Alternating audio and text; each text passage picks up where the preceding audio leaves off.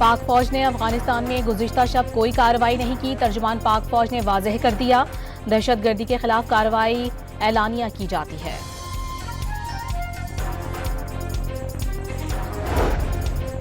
बानी पीटीआई से मुलाकात की इजाजत न मिलने पर पीटीआई कारकुनों का एक बार फिर से धरना। राजा नासिर अब्बास और सलमान अकरम राजा भी एहतजाज में शामिल हो गए।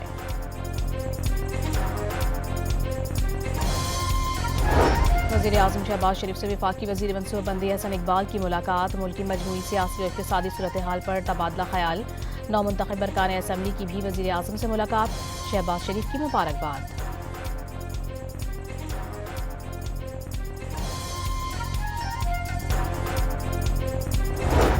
Chairman joint chiefs of staff committee general Sahir Shamshad Mirza का फ़ज़ाइया हेडक्वार्टर्स का अलविदाई दौरा।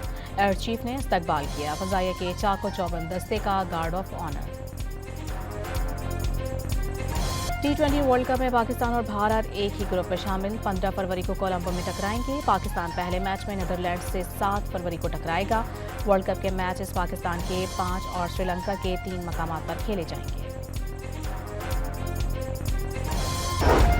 और कोयटा समेत शुमाली बलूचिस्तान में शदीद सर्दी का राज। कोयटा का पारा -4 डिग्री तक गिर गया। दिसंबर के पहले हफ्ते बारिशों का भी इम्कान।